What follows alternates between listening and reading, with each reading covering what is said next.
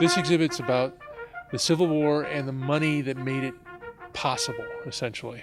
The Civil War was not just about the fighting and the fact the North was larger and had more industry and all that stuff. When you really look at the nitty-gritty day-to-day story, it's about the money that people used to buy their groceries, and it's about how that money was organized to win the war. In any war, you have to come up with money. In this case of the Union, you're talking about 35,000 men in the army before the war, and by the end of the first year, they had over 1 million men in uniform and in arms. So they had to purchase all of this material to make these armies possible, and to do that, they had to come up with money. They came up with a unique system where they invented the greenback, and instead of the greenback being pegged to silver or gold, it was based on a system where you could buy government bonds with the greenback. What this meant was a government bond at the time, it's a loan to the government. It paid interest in gold. Everybody likes gold. Gold in a wartime rises in value. So if you could use greenbacks to buy government bonds that paid in gold, this was a great investment.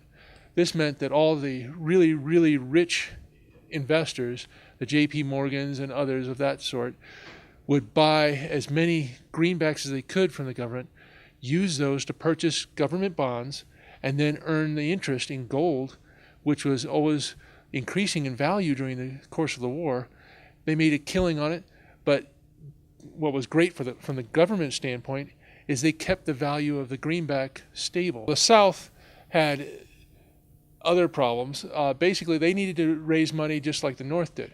The thing is, their economy was based on agriculture, and they didn't have a lot of high-level banking going on, and essentially, they had to base their money on the value of cotton, which meant since they didn't have much gold or silver, they were sort of stuck.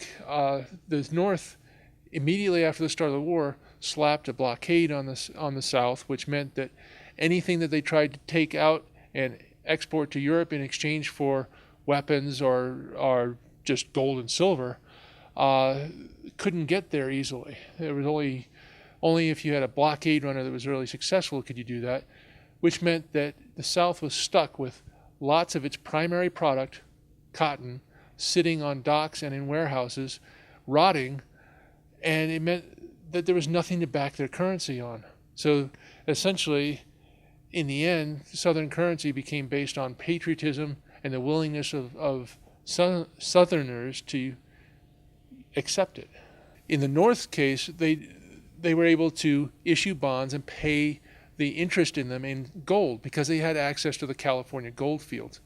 In the South, they had nothing comparable. So their bonds were actually made contingent on winning the war. So if you bought a Southern bond, most of them were stated in such a way that they would pay interest over time in Confederate notes, paper money, which was worthless and increasingly worthless as the war went on, and the whole amount was only payable 2 years after the successful conclusion of the war, which meant you had to have some real confidence, especially after 1864, that if you were going to invest any money in the South, didn't look like they were going to win, and so you were going to lose your whole investment. The problem today is when we have a war, we need money just as we did in the Civil War. How do you get money now? Well, we print up more paper. And this is fine to a certain extent because people don't really notice it if it's done in small amounts. On the other hand, if you're creating huge gobs of money in the hundreds of billions and larger sums, there's always a chance that people are going to start to question, well, is the American economy really that strong that it justifies that much money being out there? It comes down to the confidence, especially in this case, of foreign governments in the success of the U.S. economy. If they lose that confidence, then all this paper money starts to lose its value very quickly, and inflation sets in.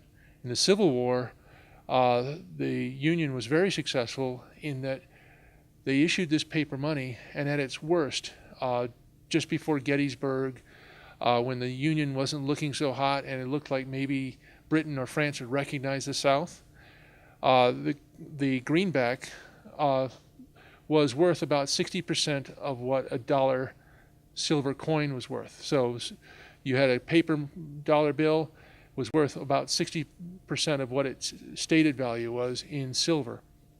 That actually wasn't bad. By the end of the war, they kept it. It had raised again to 84 or so percent of the silver dollar value, which was an excellent result, actually. In the South, basically, they were faced with, by the end of the war, is about 9,000% inflation. So their money was essentially worthless by the end of the war.